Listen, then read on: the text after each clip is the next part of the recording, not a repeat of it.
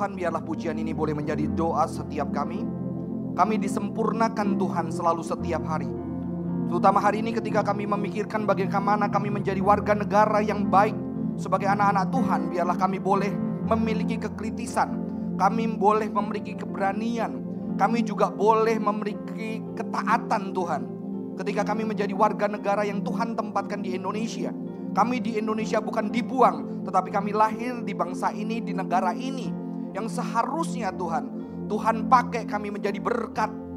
Baik itu berkat di dalam ketaatan kami, tetapi juga berkat di dalam keberanian kami menyuarakan kebenaran dan keadilan ketika itu tidak terjadi di sekitar kami. Tolong hamba yang menyiapkan kebenaran firman ini boleh jadi berkat buat setiap jemaat Tuhan yang hadir. Dalam nama Tuhan Yesus Kristus kami berdoa. Amin. Silakan duduk teman-teman, shalom. Tema hari ini adalah Godly Citizen. Saya akan mengajak kita membaca Roma 13 ayat 1 sampai, di situ saya tulis ayat sampai ayat yang ke-7, tapi saya mau mengajak kita membaca sampai ayat yang ke-10. Karena saya merasa ini ada sesuatu yang penting di sini, ya. Karena kalau kita melihat LAI, Alkitab kita memisahkan antara ayat 1 sampai ke-7 lalu 8 sampai ke-10. Sehingga seolah-olah kita akan bisa berpikir bahwa ayat 8 sampai 10 itu tidak terkait dengan 1 sampai 7. Tetapi ketika saya mencoba melihat terjemahan lain dan saya melihat dari Complete Jewish Study Bible, ternyata dia menyejajarkan dari antara ayat 1 sampai ayat yang ke-10. Jadi itu sebuah kesatuan dan itu penting di dalam penafsiran saudara-saudara. Dan saya bersyukur karena LAI menerjemahkan tidak lagi pemerintah. Kalau saudara pakai di Alkitab yang terjemahan lama masih kata pemerintah ya, betul? Ya, tiap-tiap orang harus tunduk kepada para di terjemahan lama pemerintah. Terjemahan baru sudah nggak pakai kata pemerintah, penguasa ya. Orang-orang yang penguasa, jadi pemerintah dan penguasa berbeda saudara-saudara. Kalau penguasa bisa, nanti saya akan menjelaskan mengapa terjemahan itu dirubah dan sejarahnya bagaimana. Jadi penerjemahan itu juga ada permasalahan di sana saudara-saudara ya. Saya akan bacakan buat setiap kita di dalam terjemahan baru. Kepatuhan kepada pemerintah, judulnya masih pemerintah ya. Karena memang ini berbicara tentang pemerintah Romawi pada masa itu. Ya. Tiap-tiap orang harus tunduk kepada para penguasa yang ada di atasnya. Sebab tidak ada penguasa yang tidak berasal dari Allah. Para penguasa yang ada ditetapkan oleh Allah. Sebab itu siapa yang melawan penguasa, ia melawan ketetapan Allah. Dan siapa yang melawan akan mendatangkan hukuman atas dirinya. Sebab orang yang berbuat baik tidak usah takut kepada pemimpin, kecuali orang yang berbuat jahat. Maukah engkau hidup tanpa takut kepada para pemimpin? Perbuatlah apa yang baik dan engkau akan beroleh pujian darinya. Karena ia adalah hamba Allah untuk kebaikanmu. Namun jika engkau berbuat jahat, takutlah kepadanya. Karena tidak percuma ia menyandang pedang. Ia adalah hamba Allah untuk membalaskan murka Allah atas mereka yang berbuat jahat. Sebab itu perlu kita tunduk bukan saja karena murka Allah, tetapi juga oleh karena hati nurani kita.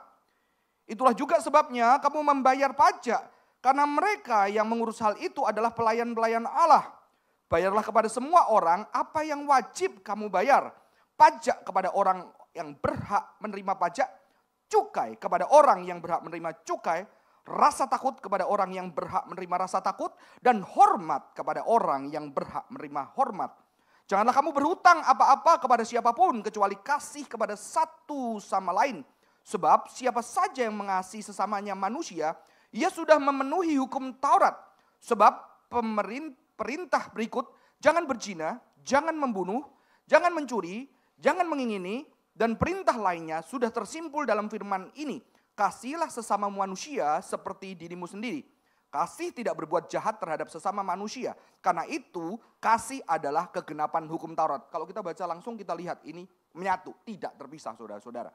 Saudara-saudara, ketika saya membaca dari seorang penulis sastrawan Indonesia yang bernama Alif Danyang Munci, bukan seorang Kristen, bahasa kerennya adalah Remi Silado.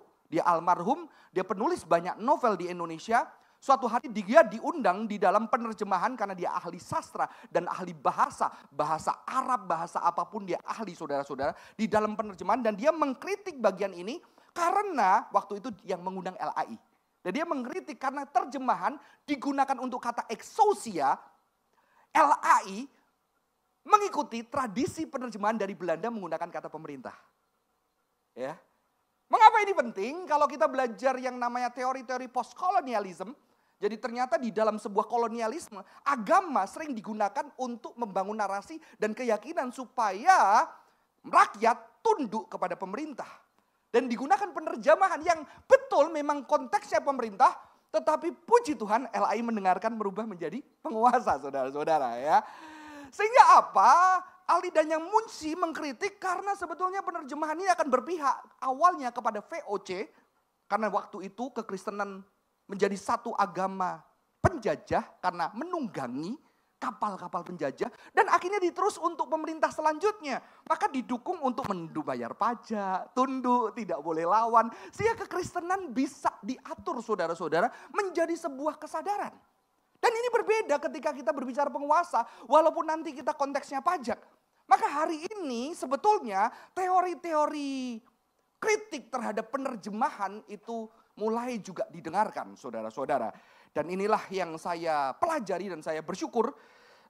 Awalnya saya mau mengkritik, ternyata sudah dibetulin saudara-saudara ya. Ketika saya baca terjemahan baru, ketika saya search di internet kok kayaknya masih loh kok di terjemahan baru udah penguasa. Dan kita bersyukur ya, ternyata penerjemah Alkitab kita mau merevisi. Dan itu hal penting. Mengapa? Karena kata eksosia di bagian yang lain tidak diterjemahkan pemerintah.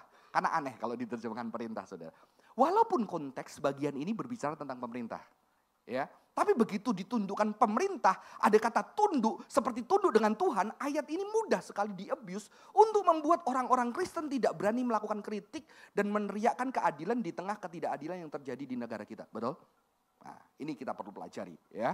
Saudara-saudara, sehingga akhirnya agama digunakan justru untuk seperti kritik dari Karl Marx, candu untuk membodohkan, tidak ada perlawanan, tidak ada kritik. Sehingga ketika kita membaca ayat ini tidak hati-hati, kita berkesimpulan seperti itu. Ya, godly citizen berarti dia tunduk. Tapi kita harus berhati-hati karena ayat ini punya konteks, betul? Konteks itu berbahaya saudara-saudara, sehingga ada seorang ahli Alkitab evangelical yang bernama Craig S. Keener mengatakan apa? Ketika kita mengetahui tulisan-tulisan Paulus, itu tulisan yang digunakan spesifik untuk sebuah konteks. Konteks tertentu yang kita harus lihat konteksnya, nggak sembarangan pakai di dalam konteks sekarang, betul? Ya, ada ayat tertentu, wanita kalau di gereja lu diem, nggak boleh ngomong. Ketika di sini ada yang cerewet, wanita diem, ada Paulus ngomong, wanita diem, tunduk kepada pria, nggak boleh ngomong lu. Itu konteksnya jemaat Korintus, yang wanita-wanitanya dominan, yang benar-benar pria-pria nggak diberikan kekuasaan dan dia karena merasakan kebebasan di dalam Kristen, wah dia merasa kesetaraan dan segala macam. Paulus ngomong dan negur, oke? Ya. Jadi ada konteksnya saudara-saudara, dan konteks sangat penting di dalam pembacaan Alkitab. Saya punya adik bimbing. Dia mengerjakan, dia pinter banget, sekarang lagi S3, ya, bidang hukum internasional, dapat scholarship.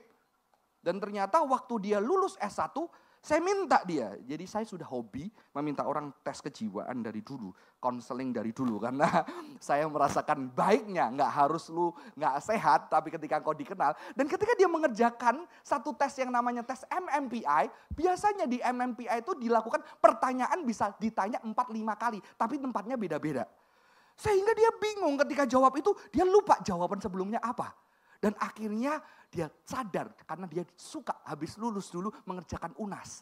Dan UNAS kadang-kadang ada pertanyaan, kalau nggak yakin jawabannya dijawab random. 1A, B, C, D. Salah satu benar lumayan saudara-saudara. Tapi kalau itu dikerjakan di dalam konteks pertanyaan psikologi, Anda sakit jiwa. Ngerti ya? Karena itu pertanyaan yang diulang itu untuk menunjukkan kamu konsisten nggak? Atau kamu ragu, kamu unstable, kamu tidak punya keyakinan gitu loh. Jadi konteks itu sesuatu yang penting. Ketika kita membaca sebuah teks, ketundukan kepada pemerintah, kita harus lihat ketundukan konteks pada saat itu apa. Ketika kita membaca ayat, kita ngomong-ngomong sama orang, contohnya kita membaca ayat perceraian, kita juga harus hati-hati. Karena kalau nggak hati-hati, terjadi problem di sana. Ada seorang anak muda, dia bergumul karena papa mamanya divorce. Dan ketika divorce, dia ragu dan dia ketakutan untuk menikah. Suatu hari dia berdoa, Tuhan aku udah gak mau pacaran yang lama-lama, yang pacaran gak jelas. Kirimkan aku seorang pria yang betul-betul cinta Tuhan, takut akan Tuhan dan benar-benar mau membangun gereja, membangun keluarga. Itu saya membangun gereja dulu, saudara-saudara. Ya, ketika mau dia itu, akhirnya dia berdua, dia ketemu satu pria. Saya membina sesuatu anak, bukan anak kita, bukan anak di sini. Dia divorce. Dia waktu awal memulai pernikahan, dia nggak tahu, nggak ada bimbingan. Dia mau bertobat, dia menikah dengan baik-baik, dia merubah hidupnya. Tapi karena tidak ada yang membimbing bertahun-tahun, akhirnya ketika dia mau memperjuangkan lagi, sampai di konseling udah tes. Dia masih mau berjuang, tetapi pasangannya tidak mau lagi berjuang, sehingga akhirnya dia menceraikan sebetulnya sudah. Tapi karena pasangannya sudah tidak mau diperjuangkan. Dan ketika itu dia berpikir bahwa sudah aku tidak mau menikah, aku belajar konten, padahal masih muda, konten dengan diriku termasuk trauma. Dia mengalami terapi, dia di konseling, ya. Dan suatu hari ketika ketemu, begitu cewek ini doa, cowok ini yang datang. Ya, mati nggak? Tuhan tolong, datang nyambung mereka. Dan cewek ini pergi satu gereja yang cukup membaca ayatnya tidak pada konteksnya. Langsung bilang, kamu ini dikutuk. Karena Tuhan benci perceraian. Banyak teman-temannya. Di situ dia mulai ragu. Dia mulai tanya, cowoknya juga kasihan. Saya bilang, aku kayaknya gak jadi kok. Karena kayaknya udahlah aku sendiri aja. Saya bilang ketika kamu berani itu karena kamu serius memikirkan pernikahan. Sehingga kamu tidak macam-macam. Itu justru value yang perlu untuk orang mau menikah. Dia takut, dia mikirin, dia serius. Memang tidak ideal kamu menikah setelah bercerai. Tidak ideal. Tidak ideal. Tapi realita itu ada. Ya, ada yang unideal lagi, menikah habis perceraian, free sex. Saudara, dia masih muda, gampang jatuh sekali di dalam dosa. Masa lalunya berantakan, gimana? Ya, unideal. Adakah anugerah Tuhan buat orang-orang seperti itu? Ya, dan ketika itu saya bicara sama mereka dan mereka khawatir bagaimana ini. Mereka serius saudara-saudara, mereka sama-sama tes psikologi, di konseling, beresin luka keluarga, sama-sama mau belajar dengan benar. Mau dibimbing, bahkan tanya boleh nggak aku dibimbing secara personal untuk pernikahan mereka, saudara-saudara. Lalu ketika itu dia bilang ada ayat ini yang dibacakan aku oleh orang-orang di gerejaku. Tuhan benci perceraian. Saya bilang Tuhan benci perceraian, bukan Tuhan benci orang bercerai, betul ya? Saudara, Tuhan benci perceraian karena Tuhan cinta kamu. Tuhan cinta keluarga kayak saya sayang anak saya. Ketika anak saya bercerai, hati saya hancur karena saya tahu orang yang bercerai. Nggak ada yang nggak hancur, betul? Hancur saudara-saudara. Di situ saya benci kenapa ada perceraian. Tapi cinta saya, kebencian itu karena cinta saya yang besar kepada anak saya. Wajahnya lega saudara-saudara ya. Oh gitu, jadi aku tetap bisa berharga. Tidak ideal, unideal. Perlu banyak yang diberesin karena satu korban keluarganya habis cerai. Satunya habis cerai. Dan satu melihat pasangan yang juga bercerai. Tidak mudah, tapi ketika kamu mau ada anugerah Tuhan di dalam ketidaksempurnaan saudara-saudara. Tapi jangan setelah ini bilang, oh ya gitu kalau ada anugerah Tuhan jadi gua nikah gak apa-apa aja. Coba-coba nanti setelah itu cerai karena ada anugerah Tuhan.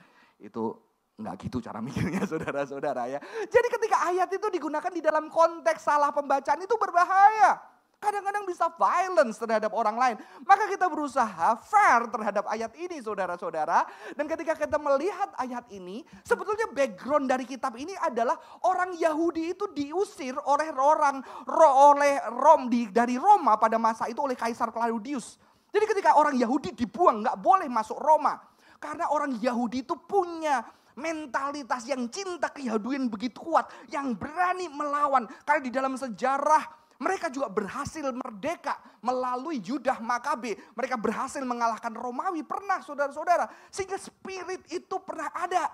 Pernah ada hero di dalam sejarah mereka. Yudah Makabe yang berhasil mengalahkan Roma. Sehingga sebuah sikap perlawanan itu kuat terhadap orang Romawi. Maka orang Yahudi diusir dari Roma. Dan ketika diusir dari Roma, saudara-saudara, orang Kristen Yahudi ikut. Jadi akhirnya gereja Roma isinya orang-orang Kristen, Gentiles. Bukan Yahudi tambah banyak, orang Yahudi nggak ada. Tapi 5 tahun kemudian ada kebijakan baru dari Kaisar yang membuat orang Yahudi bisa kembali ke Roma. Dan ketika kembali ke Roma, dia menjadi minoritas. Karena orang Roma sudah orang Gentiles. Maka kalau kita lihat Roma, Paulus mengkritik orang-orang Gentiles, orang-orang bukan Yahudi di Roma. Kamu jangan merasa dirimu sombong. Kamu itu sebetulnya zaitun liar yang ditempelin ke dalam iman daripada Abraham. Kamu kalau nggak ada orang Yahudi, nggak ada orang Kristen gitu loh. Karena orang Yahudi tertindas. Nanti kalau sebaliknya, gue Yahudi, lu Kristen apaan? Paulus akan ngeritik itu saudara-saudara. Jadi Paulus mengkritik yang salah. Ya. Dan ketika dia tertindas saudara-saudara, disitulah mulai mungkin Paulus mau memberikan sebuah pengajaran buat mereka. Karena ini mulai Kaisar itu ada generosity. Betul? Menerima mereka kembali sebagai warga negara. Sebagai bangsa saudara-saudara. Dan kalau saudara tahu, ayat ini ditulis itu 5 tahun sebelum Nero. Jadi belum terjadi pembantaian besar orang Kristen di tangan Kaisar. Kalau terjadinya pembantaian besar berbeda saudara-saudara. Jadi kita harus lihat kapan itu ditulis. Ya, ketika kamu menulis I love you ketika pacaran, sama ketika kamu mau cerai 3 kali kamu tetap I love you. Beda saudara-saudara. Ya, itu konteksnya beda. Sama-sama I love you. Sama-sama tunduk kepada negara, tapi konteksnya apa? Kondisinya apa? Maknanya menjadi berbeda. Maka di dalam penafsiran, itu di dalam budaya postmodern, mereka sangat memperhatikan konteks. Karena kata-kata tidak bisa terlepas di konteks. Suatu hari terjadi keributan di kalangan para pelayan Injili, karena mereka mengatakan, wah kata healing itu adalah New Age Movement.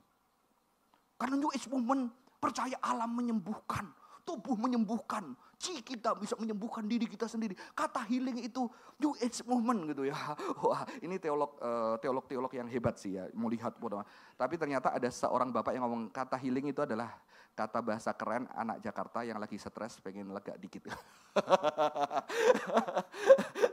Saudara-saudara, ya kadang-kadang orang kalau ada kait apa itu New Age suruh meditasi juga nggak mau saudara-saudara. Ya, jadi ini konteksnya berbeda di dalam ayat itu. Ketika kita lihat itu, ternyata surat ini ditulis sebelum terjadi pembantaian besar orang Kristen. Masa kalau pembantaian besar orang Kristen, ya udah taatilah Nero seperti dia Tuhan. Kira-kira gitu nggak? Enggak. Makanya hati-hati karena ayat ini bisa digunakan untuk menekan kita di dalam ketindukan yang bodoh terhadap sebuah kekuasaan. Bukan berarti kita melawan kekuasaan, no. Karena Tuhan juga mengajarkan di dalam konteks tertentu ketundukan yang bahkan menganggap pemerintah atau penguasa itu dari Tuhan dan wakil Tuhan ada. Ya. Kalau nggak mungkin. Gereja mula-mula melawan untuk sujud kepada patung Kaisar sampai mereka rela mati, betul? Ada perlawanan, ada keberanian. Ketundukan Kristen bukan ketundukan yang buta. Ya, tapi ayat ini di dalam konteks seperti itu. Dan ketika ayat ini ditulis, orang Yahudi itu sedang mempersiapkan diri untuk melawan Kaisar Romawi. Dan kekristenan harus memposisikan diri. Karena nanti kalau saudara lihat pada tahun ke-70 akhirnya terjadi, saya lupa tahunnya setelah 70, pemberontakan oleh yang namanya Simon Bar Kokhba. Dan dia dinyatakan sebagai Mesias orang Yahudi oleh seorang rabi yang bernama Rabi Akiva. Dan Rabi Akiva dan Bar Kokhba ini mengajak orang Kristen, ayo berperang dan ini Mesias kita. Dan orang Kristen mundur dan menolak. Karena dia mengakui Mesiasnya Tuhan dan Tuhan tidak menempuh jalan militer untuk mengalahkan kekuasaan. Bukan tidak menempuh jalan perlawanan, tunggu dulu ya. Ya, jelas ya di sini. Maka di sini Paulus memberikan posisi gereja. Pada saat itu karena terjadi Judean Revolt, revolusi dari orang-orang Yahudi, gereja masih sangat kecil, masih sangat rentan, tercabik-cabik. Sama Yahudi dimusuhin, sama Romawi dimusuhin. Jadi dia harus menjaga kawanan ini saudara-saudara. Dan di situ dia memilih jalan pasifis. Yaitu anti peperangan. Kalau nonton film Hacksaw Ridge ya, itu pasifis. Dia nggak perang. Jadi dia akhirnya perang coba ngambilin mayat saudara-saudara. Itu perang yang luar biasa juga ya.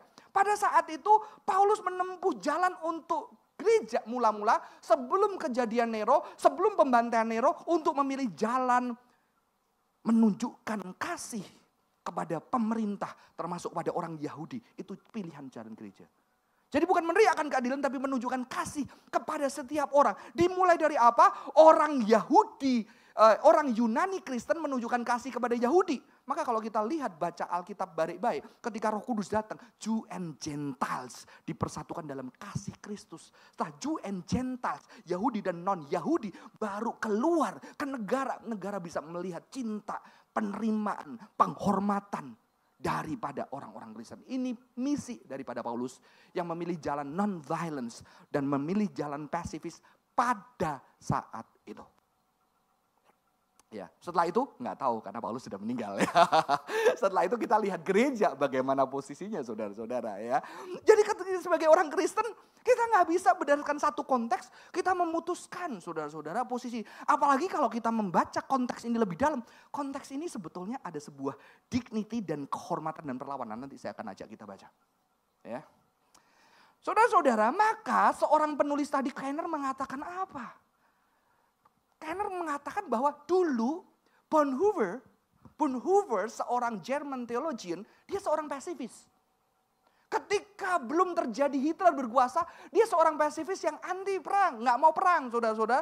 Tapi karena dia theologian yang hebat, dia orang Jerman bukan orang Yahudi, dia dapat kesempatan dia lari dari Jerman karena dia nggak suka ketika Hitler berkuasa saudara-saudara. Tapi ketika dia menikmati kenikmatan, dia merasa berdosa dan bersalah. Akhirnya dia balik ke Jerman saudara-saudara. Ya, seorang pasifis ini akhirnya berpartisipasi di dalam plot untuk melawan Hitler.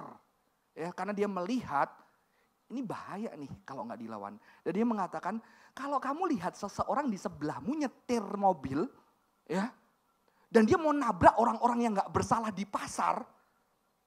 Dan sebagai orang Kristen gue akan apa? Gue akan berusaha dengan sekuat tenaga rebut dan berjuang untuk merebut setir itu. Kalau kamu bilang, udah Tuhan kehendakmu yang jadi, ya udah nabrak, kamu tolong mereka cacat. Iya kalau kamu tolong mati semua gimana? Ini Bonhoeffer. Maka di kalangan teologian, Bonhoeffer pada zaman itu dianggap seorang teologian yang berani bersuara, mempertaruhkan kebahagiaan dan nyawanya. Karena 3 hari sebelum Hitler kalah, dia digantung. Saudara-saudara. Wah, ini dihormati ya. Saya kalau lihat rektor saya cerita tentang Bonhoeffer, pendeta Yakub Susada, wah ini orang yang luar biasa.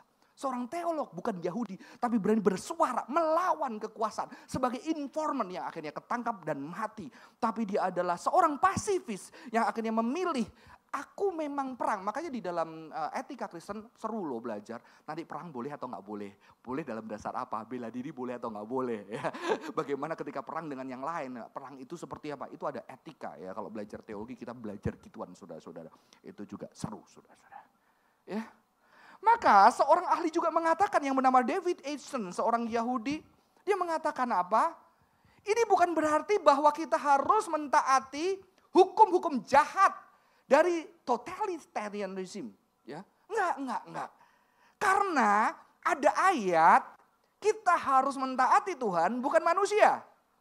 Kalau hukum negara berlawanan dengan hukum Tuhan. Makanya orang-orang Kristen pada masa itu ketika dia suruh sujud kepada kaisar, mereka tidak sujud semua. Dan akhirnya mereka dibantai habis. Mereka berani. Mereka menyerahkan nyawanya. Tidak melawan pada masa itu. Dan kita juga lihat Yesus. Yesus harus mati di dalam hukum negara yang tidak adil. Tetapi Yesus mati bukan sebagai pengecut. Walaupun dia keluh, tapi Yesus ketika ditampar. Makanya kadang-kadang ada guyon. Kalau kita ditampar pipi kanan, kasih pipi kiri. Ternyata ketika Yesus ditampar, pipi kirinya nggak dikasih. Betul ya? Ya kan? Saudara lihat, ketika Yesus ditampar, Yesus ngomong apa? Katakan kepada salahku, mengapa engkau menawar aku? Orangnya nggak jadi nampar saudara habis itu. Walaupun habis itu dihajar habis. Ya. Jadi kekristenan bukan pengecut. Kekristenan seperti Yesus ketika berhadapan dengan keadilan. Dia sebagai orang benar yang tidak bersalah. Ketika mengalami ketidakadilan, dia berani bersuara. Mengapa engkau menampar aku? Jadi apakah ayat itu bertentangan? Tunggu dulu, saya tidak membahas di sini. Ya. Tampar pipi kanan, kasih pipi kiri. Yesus ditampar, enggak dikasih pipi kiri. Ya. Ada Gandhi lebih bisa menafsirkan ayat itu ya. Saudara-saudara ya. Saudara-saudara ketika membaca ini kita akan melihat ya. Disinilah kekristenan bukan agama yang tunduk tanpa kekritisan. Tetapi juga kekristenan bukan agama yang mengajarkan kritis revelation. Karena kita juga melihat penguasa-penguasa itu tidak lepas dari kekuasaan Tuhan. Sovereignty of God, betul? Dan ini sesuatu yang sangat menarik, saudara-saudara. Ya. Di sini Paulus akhirnya ngomong apa? Jadi ternyata saudara-saudara, kenapa saya memasukkan ayat 8-10 seperti Jewish Study Bible di dalam rangkaian ini? Karena sebetulnya hukum yang satu, tulisan ayat 1 sampai ke 7 itu harus dijiwai ayat 8 sampai yang ke 10. Dan ayat 8-10 saya sarikan dikatakan apa? Siapa saja yang mengasihi sesamamu ia sudah memenuhi hukum Taurat. Dan perintah lainnya, perintah sudah tersimpul dalam firman ini. Dan kasihlah sesama manusia seperti sendiri. Kasih tidak berbuat jahat terhadap sesama manusia. Karena itu kasih adalah kegenapan hukum Taurat. Dan kalau kita lihat, buat apa takut kamu tidak berbuat jahat? Di ayat sebelumnya, betul? Dan tidak berbuat jahat itu adalah apa? Kasih. Jadi ketika dikatakan harus tunduk kepada pemerintah, harus membayar pajak dan segala macamnya, itu tidak bisa dilepaskan dengan kasih, keadilan, kebenaran Tuhan. Oke? Ini sesuatu yang penting. Dan sebetulnya ini adalah Jewish and Christian testimony. Dan di sini dia ngomong apa juga Paulus? Hey Yahudi, hey Christian, kamu gak beda value-nya. Karena orang Yahudi pada waktu itu ada seorang rabai, ya, rabai yang bernama Rabai Hillel sebelum Yesus, di zaman Yesus, seorang rabai sudah mengajarkan ini. What is hateful to yourself, do not do to your fellow man. That is the whole Torah, the rest is just commentary. Semua yang kamu gak pengen orang lakukan terhadapmu, jangan lakukan kepada orang lain. Karena ini adalah isi Taurat. Jadi Paulus ngomong apa? Ini adalah testimony. Jewish or Christian. Kita sama ketika mengasihi sesama kita yang harus kelihatan. Sesuai dengan khotbah minggu lalu. Iman itu kelihatan. Ada testimony of faith. Dengan satu tindakan kasih yang bisa dilihat oleh tentara Romawi, oleh penguasa Romawi, tetapi juga oleh orang-orang Yahudi, oleh orang-orang di sekitar mereka. Inilah yang sebetulnya Paulus mau menekankan. Jadi Paulus di sini lagi nggak fokus sama melawan kekuasaan yang jahat. Karena konteksnya enggak itu. Jadi dia mau fokusnya sebuah testimoni. Karena saudara-saudara ketika kita meneriakkan keadilan terhadap orang-orang yang tidak adil, itu juga testimoni. Betul? Testimony of love. Pasti Paulus akan berteriak dan bersuara. Ketika ada ketidakadilan dan kejahatan di sekitar kita. Termasuk ketika itu dilakukan oleh orang-orang beriman, orang-orang Kristen, saudara-saudara. Ini sesuatu yang menarik. Saya tidak lama hari ini. Ternyata ayat 1-5 berkata seperti ini. Orang yang berbuat baik tidak usah takut kepada pemimpin. Kecuali orang yang berbuat jahat. Saya langsung ingat ayat. Di dalam kasih tidak ada ketakutan. Di dalam konteks ketakutan akan penghukuman. Ya, di dalam kasih tidak ada ketakutan. Penguasa berasal dari Allah. Jadi di sini Paulus mengatakan, nggak usah takut kalau kamu benar di hadapan penguasa, karena penguasa ini dari Allah. Saudara, ini bahayanya gini.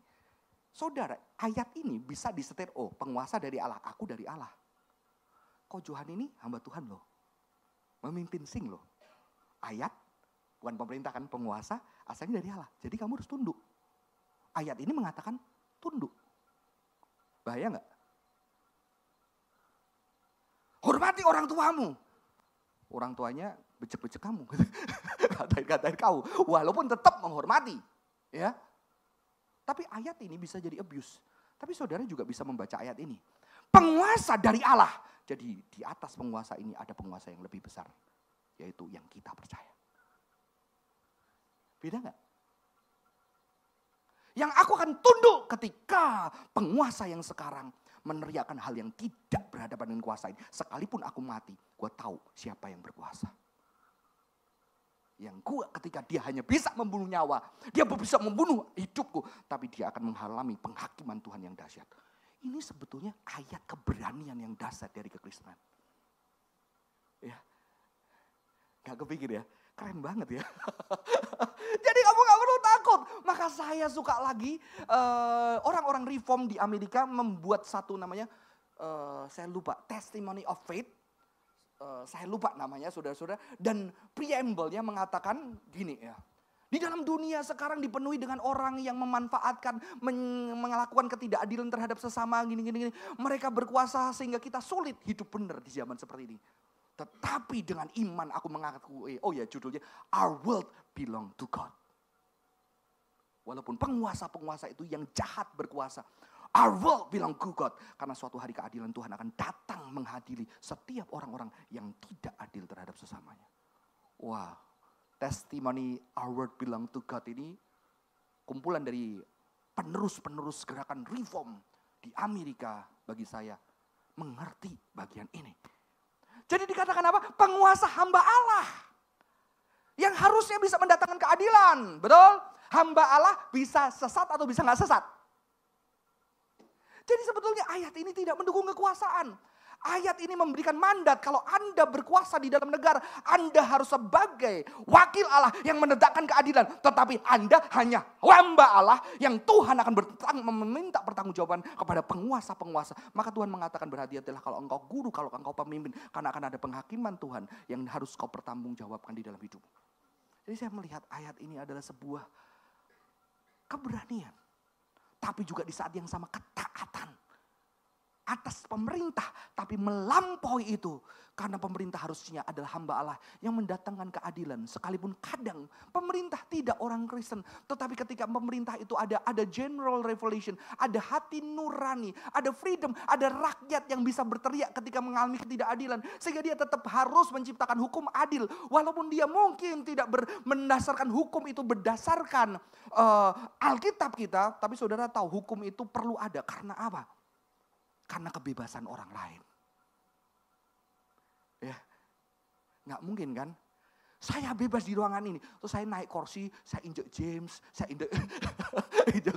injek satu-satu. Kan bebas. Kebebasan saya dibatasi kebebasan orang lain. Maka perlu ada hukum yang mengatur supaya kebebasan. Lihat saudara-saudara, bahkan kebebasan yang melandasi hukum didasari atas bagaimana kita memperlakukan orang lain. That is the Bible. Ya, bagaimana kita mengasihi sesama kita. Ya, jadi di sini kita bisa melihat dua mata pedang. Tuhan mengajarkan ketaatan terhadap negara dan Tuhan bahkan mengatakan negara Romawi melalui Paulus yang waktu itu tetap ada hukum-hukum yang adil yang mengatur masyarakat, betul? Karena kalau mereka nggak adil juga akhirnya pemberontak lebih banyak habis. Dan Paulus mengatakan itu juga wakil Allah. Dan juga mengatakan wakil Allah membawa pedang untuk menghukum orang-orang jahat. Tetapi ayat ini juga membuka ruang. Kita berani menyatakan bahwa negara, kepemimpinan, penguasa adalah hamba Allah. Dan bisa melakukan ketidakadilan. Dan sebagai orang percaya kita bisa berani tidak mentaati aturan-aturan yang membuat orang tidak dikasih dan dicintai. Ya, amin, amin, saudara-saudara ya. Jadi Kristen yang lebih berani ya, saudara-saudara. Dan di sini dikatakan apa? Ketika orang-orang Yahudi kembali ke Roma, dia harus diwajibkan untuk membayar pajak kepada kaisar, membayar pajak kepada kaisar. Itu adalah sebuah kewajiban. Dan ternyata waktu itu Paulus mengatakan apa? Bayarlah kepada semua orang apa yang wajib kamu bayar. Pajak kepada orang yang berhak menerima pajak. Cukai kepada orang yang berhak menerima cukai, rasa takut kepada orang yang berhak menerima rasa takut, dan hormat kepada orang yang berhak menerima hormat, saudara-saudara. Saudara, saya percaya ketika itu mungkin ya pajak itu masih make sense. Ya, kalaupun masih tidak make sense gitu ya, di situ disuruh membayar saudara-saudara sebagai warga negara yang baik. Tapi kalau itu mulai ada ketidakadilan, saya curiga Paulus akan mengatakan yang lain. Saya kasih contoh, ini sebetulnya diambil dari ajaran Yesus. Berikanlah milik kaisar kepada kaisar dan milik Allah kepada Allah. Konteksnya beda. Ini ayat untuk ya kita bayar pajak ada ya di DPC online ya kalau salah ya saudara. Tapi konteksnya waktu itu adalah gini. Yesus itu dijebak sama orang Yahudi. Tuhan harus bayar pajak enggak? Karena apa? Orang Yahudi mau menjebak Yesus pada masuk itu ketika terjadi keadilan. Kalau Yesus mengatakan bayar pajak, maka orang rakyat akan mengatakan, oh berarti lu pro pemerintah yang tidak adil. Tapi kalau Yesus bilang nggak bayar pajak, panggil Romawi. Tangkep tuh, bunuh tuh penjahat negara. Karena dia mengajarkan tidak menghormati kaisar. Dan di situ Yesus dengan sangat cantik dan indah, berilah milik kaisar kepada kaisar dan milik Allah kepada Allah. Diam orang Yahudinya, saudara-saudara. Ada penafsir yang mengatakan, memberanikan lebih dalam lagi, apakah perpajakan dan ketidakadilan adalah hak kaisar? Ada penafsir-penafsir yang mengatakan itu. Ya. Tapi kalau ini tidak bisa berkata dengan negara kita tidak adil, saudara-saudara. Kan kalau sempat ada kasus-kasus itu oknum. Tetap ada yang berjuang, yang sedih karena oknum-oknum tertentu di dalam perpajakan yang tidak adil. Sehingga orang mulai tidak suka dengan itu. Ya. Tapi kalau penjajahan berbeda. Jadi konteksnya berbeda. Dan saat ini Paulus bayarlah. Mungkin Paulus melihat, oke, sedikit tidak adil, tetapi sebuah kesaksian supaya mereka mengerti value Christianity beda. Karena apa? Di ayat ini luar biasa lebih berbeda, saudara-saudara. Ternyata saudara-saudara, orang yang percaya pada masa itu, budaya kuno pada masa itu adalah menekankan akan obligation itu apa ya? Kewajiban. Reciprocity itu timbal balik. Ya. Sebagai sebuah, nggak boleh kamu hutang, kamu harus bayar. Kamu harus bertanggung jawab sebagai warga negara, bayar. Lalu juga ada timbal balik. Kalau orang pinjemin kamu perhatiin. Kalau orang menghormati kamu dan memang layak dihormati, hormatin. Ada timbal balik. Tapi Christian value oleh Craig S. Kenner mengatakan ini. Tetapi Paulus lebih lanjut mengajarkan Christianity. Mengajarkan bukan hanya obligation. Obligation itu level bawah. Tapi love yang memberikan tanpa kamu harus mengembalikan.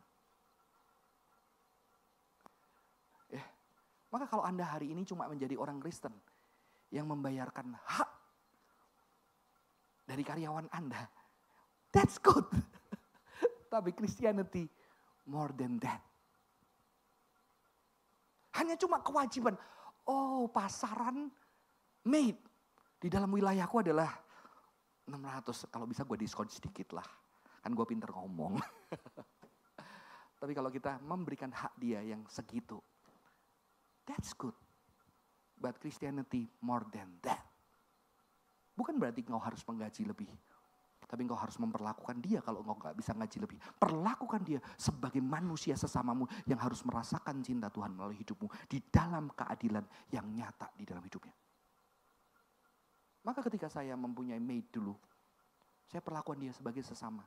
Kita sering ajak kadang-kadang ketika dia makan di meja bareng sama kita. Ya, saya sudah ceritakan kalau dia lewat selalu ngesot gitu ya. Ngapain lu ngesot? Saya tiduran dia gak berani lewat nunggu saya berdiri. Karena itu budaya yang ditekankan sejak zaman pendadah. Orang yang lebih bawah harus posisinya lebih bawah. Angkat derajat mereka. Angkat nasib mereka. Ya. Di zaman saya, saudara-saudara, kasihan banget. Mamanya jadi maid-nya mama saya, anaknya jadi maid saya. Nanti cucunya jadi maid anak saya, saudara-saudara. Bagaimana kita bergerak untuk cuma tidak mendatangkan keadilan dan kasih. Tapi mengandalkan kebenaran kasih sehingga dia bisa merasakan. Maka saya juga pernah ceritakan, kami dulu gak punya mobil. Tapi kami melihat maid kami punya struggle. Dia pengen jadi guru.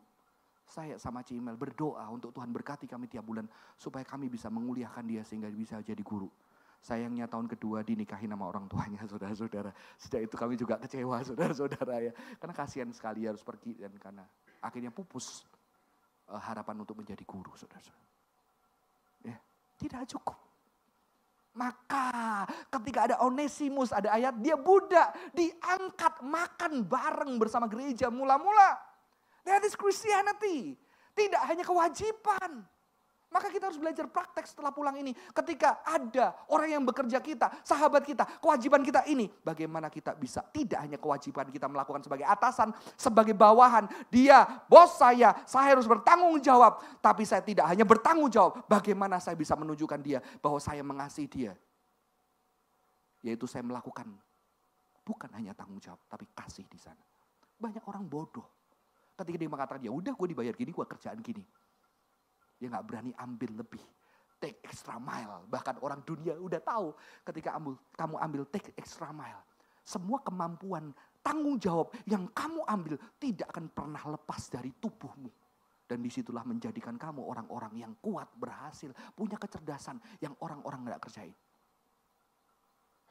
Ada anak yang kerjanya, gue digaji ini tapi gue serabut ini.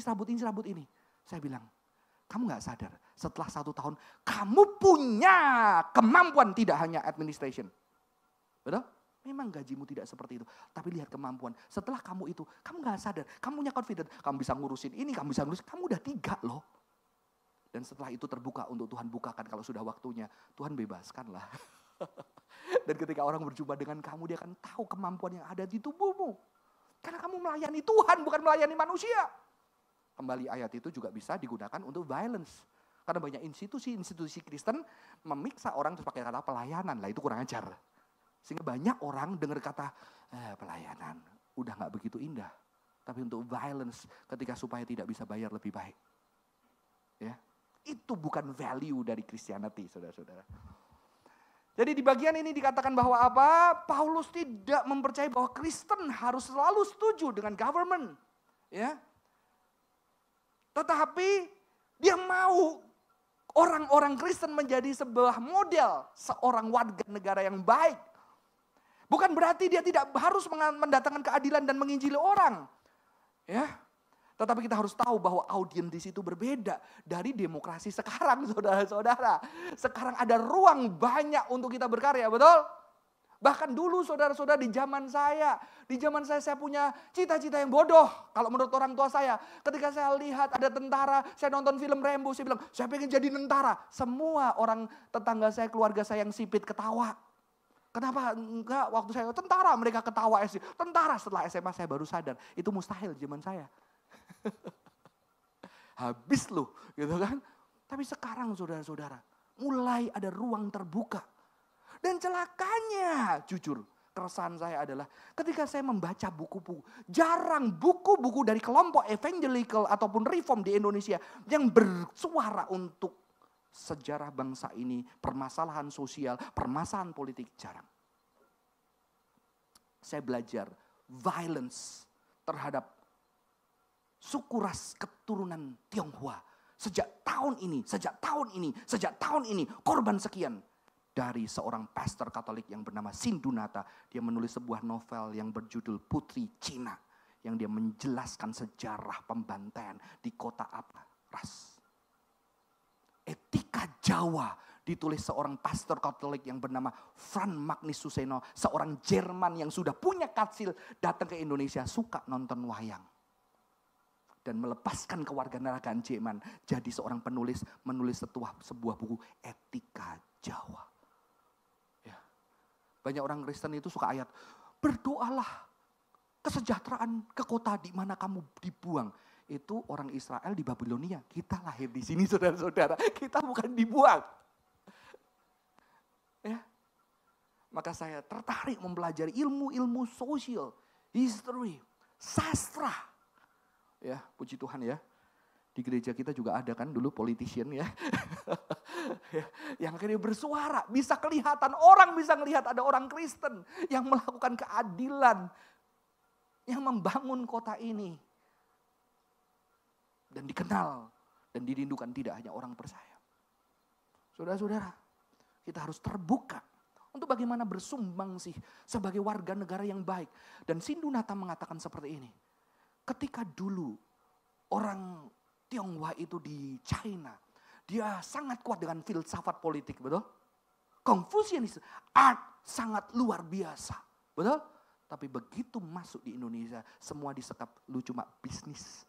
Karena bisnis itu menjadi sebuah ladang uang untuk terus dikeruk sehingga engkau kehilangan identitas, seni, politik, keindahan sastra. Kita cuma diajarin orang tua, udah yang penting lu cari duit, nikah, punya rumah, punya anak, punya cucu, selesai. Dan kalau kamu gak punya duit, belum nikah, sengsara hidupmu. Usia berapa? Kalau sudah nikah, belum punya anak, sengsara juga hidupmu. Udah punya anak belum? Kalau sudah punya anak, cewek, sengsara juga hidupmu. Kapan cowoknya supaya lengkap, ya kan? Value kita apa? Anak saya tanya, Papa pengen aku apa? Jadi orang kaya. Papa pengen kamu jadi berkat buat banyak orang. Gak peduli kamu kaya, gak kaya. Karena itu tidak nunggu kamu kaya. Amin. Semoga ini menjadi panggilan sebagai warga negara yang baik, saudara-saudara. Sehingga kita tidak menjadi seperti yang dikhawatirkan oleh Hannah Arendt, seorang Yahudi yang mengkritik seorang Jerman. Mungkin Kristen, saya belum meneliti, namanya Eichmann. Orang yang baik, orang yang sederhana, yang menghidupi kehidupan sederhana. Papa yang baik, gak kasar sama anak. Suami yang baik, tetapi tugasnya mengirimkan ribuan orang Yahudi untuk di kamar gas untuk dihabisin. Dan ketika itu dia melakukan, kan memang tanggung jawab sebagai warga negara yang harus berkuasa. Jerman kalah aja, makanya kalah gue jadi penjahat. Kalau gue gak kalah, gue jadi pahlawan. Dan di sini Arendt mengatakan ini adalah sebuah banality of evil. Kejahatan yang sangat dangkal, yang paling mengerikan. Karena apa? Ini adalah evil yang dihasilkan karena kamu gak mau berpikir keras. Kamu yang tidak mau serius memikirkan kehidupan. Tidak mau, bahkan ketika kamu memikirkan kejahatan itu, kenapa gue harus berbuat jahat? Alasannya apa? Ini adalah banality of evil. Maka kata banal digunakan kembali oleh Heidegger untuk mengkritiki masyarakat kontemporer yang cuma hidup menjalani hidup saja. Gue kerja, gue nikah, gue punya uang, ya udah gue itu setelah itu mati. Kamu memiliki kehidupan yang banal. Dan Christianity tidak berbicara tentang banality. Menghidupi keseharian dengan sebuah makna bagaimana gue bisa mencintai orang dan orang bisa mencintai kasih Tuhan melalui bukan penginjilan hanya dengan kata-kata, melalui karyaku di dalam kehidupanku. Maka saya senang pendeta Yohan Candawasa pernah mengajar di kelas Reform, dia mengatakan seperti ini. Apakah ketika kita percaya tujuan orang Kristen begitu percaya Yesus cuma masuk surga? Kalau masuk surga udah aja, begitu mati percaya masuk surga, udah dikirim. Untuk penginjilan selesai masuk surga. Tujuan orang Kristen adalah ketika penebusan Allah yang sempurna dikerjakan, ketika ada ketidakadilan, ketika tidak ada shalom, dan orang-orang Kristen harus mendatangkan shalom di bumi ini. Sehingga kita bisa menyanyikan, kerajaanmu datanglah, kehendakmu jadilah. Di bumi seperti di surga. Saya kalau nyanyi lagu itu sedih. Muliakan Raja, segala raja, penguasa di udara diruntuhkan. Biarlah nama Tuhan ditegakkan sekarang. Kemuliaan kuasanya atas kita. Ada keadilan yang ada di tengah dunia yang hancur. Ada kasih yang ada di tengah orang memanipulasi. Ada kasih yang nyata tidak dirasakan oleh orang-orang di sekitar kita. Atasan kita, rekan kerja kita, orang yang bekerja di bawah kita. Maka apa yang bisa kita lakukan, saudara? Saya akan akhiri khotbah saya, saudara. Apa yang bisa kita lakukan? Yang pertama, mari kita mulai peka dan mencoba melampaui regulasi fair dan baik. Dengan prinsip kasih terhadap sesama. Kalau Anda punya atasan, aku sudah fair enggak? Bagaimana aku bisa mengasihi dia? Bukan cuma fair. Amin. Kalau Anda punya sesama, aku udah fair enggak sama temanku? Kalau udah, gimana aku bisa mengasihi dia? Kalau Anda punya bawahan, aku udah fair enggak? Kalau udah fair, udah adil, bagaimana kasih itu bisa dirasakan oleh mereka? Berani berkorban memperjuangkan keadilan di dalam kasih terhadap sesama. Ketika ada yang tidak adil, di mana? Di rumah nggak ada adil, suara. Ya, ketika kita tidak adil mendengar jeritan anak kita, terima. Kadang-kadang kita juga nggak adil, karena keadilan, ketidakadilan sudah menubuh, saudara-saudara, di dalam hidup kita. Maka kita juga terima. Ketika kita tidak adil terhadap pertemanan kita terima. Ketika kita lihat tidak adil dalam sistem kita, ketika ada teman yang nggak adil, kita kasih tahu dia nggak adil. Ya, saya ketemu satu anak muda, dia kaya banget, bukan anak sing, walaupun anak sing pasti ada yang kaya ya. Ketika dia sedih karena teman-teman SMA menghubungi dia, ayo lu buka bisnis, kan lu kaya, pakai duit lu. Terus dia bilang, gue sedih teman gue cari gue, untuk invest, untuk uang. Kan dia tahu aku kaya. Dia rindukan persahabatan. Lalu dia berpikir, aku juga gak mau kalah. Gimana caranya gue manfaatin mereka? Kan sama, gue manfaatin aja. Saya sedih. Akhirnya kamu melakukan yang mereka lakukan. Ya, karena kamu tidak suka diperlakukan seperti itu. Kenapa kamu memperlakukan seperti itu? Ya. Mari kita mendatangkan keadilan. Ketika ada orang yang dimanfaatkan, kita berdiri sama teman kita. Kamu jangan manfaatin dia. Ketika kita memanfaatkan, ditegur. Berubah, jangan manfaatin orang. Menjadi model citizen yang mempraktekkan kasih di dalam keseharian hidup sebagai warga polis. Polis itu Yunani dari kota. Ya. Anak saya pelihara 2 anjing. Di alam sutra, dulu mereka nggak mungut kotoran anjing di foto. Karena harus mungut kotoran anjing, karena itu nggak adil sama yang lain, nggak suka anjing keinjek. Contohnya saya nggak suka, saya suka anjing, saya nggak suka kotoran anjing. Dan saya membutuhkan keadilan di rumah saya, karena saya suka yang injek. Saya bisa marah kalau injek. Dan di situ ketika kami pindah di perumahan yang lain, anjing dilepaskan sebebas-bebasnya dan kotoran di mana-mana. Terus anak saya, "Pak, nggak usah, Pak. Kan udah di mana-mana." Saya bilang, "Enggak, tetap pungut." Karena saya membayangkan ada orang-orang tertindas seperti saya nanti menginjaknya, saudara-saudara. Jangan injek, tetap ambil. Itulah orang Kristen. Ya. Semoga Tuhan membekali kita selama 1 minggu ini untuk mendatangkan kasih, keadilan, supaya bisa dirasakan orang sekitar kita. Amin. Saya minta worship leader, singer, pemain musik nyanyi lagu Awesome God, ya. Reigns Awesome God. Kita nyanyikan lagu itu. Silakan worship leader sebelum kita mengakui iman, sebelum saya berdoa. Mari kita bangkit berdiri, kita pujikan lagu Awesome God.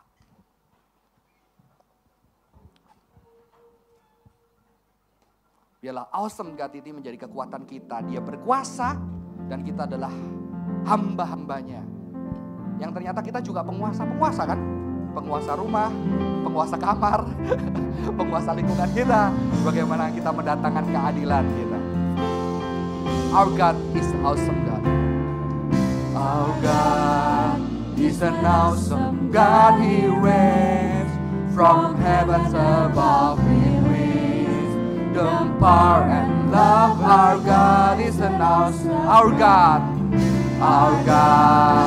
is an awesome God. We reign from heaven above. We reign the power and love. Our God is an awesome. Our God is an awesome God. He reigns from heaven above. We reign the power and love. Our God is an awesome. Our God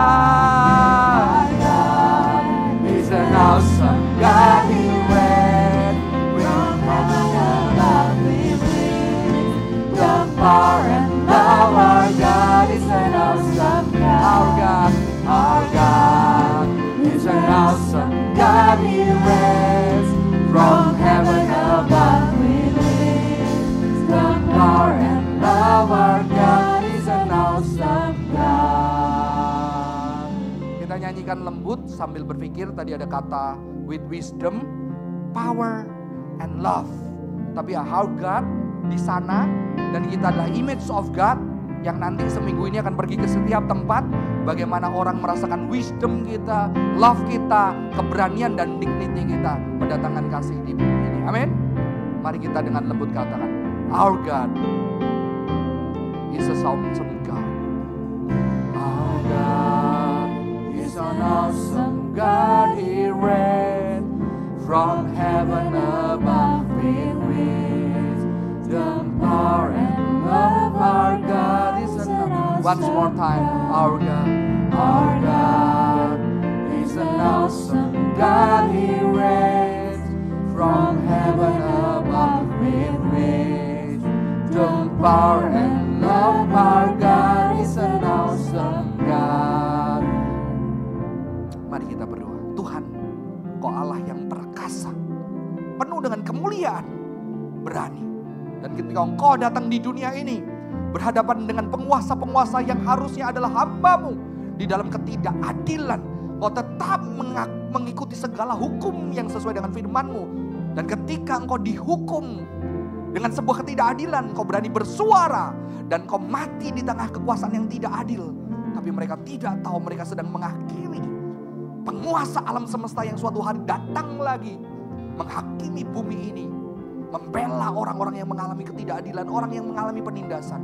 Dan biarlah kami anak-anak-Mu yang menantikan kedatangan-Mu yang kedua kali, secara sederhana di rumah kami, di keluarga kami, di tempat kerja kami, di tempat studi kami, di relasi kami dengan pasangan kami. Biarlah kami bisa mendatangkan keadilan Tuhan. Biarlah kami bisa mentaati hukum yang tertinggi, mengasihi sesama kami. Dan juga bisa kami menegakkan keadilan. Bahkan ketika kami sendiri yang salah, biarlah kami bisa berubah Tuhan.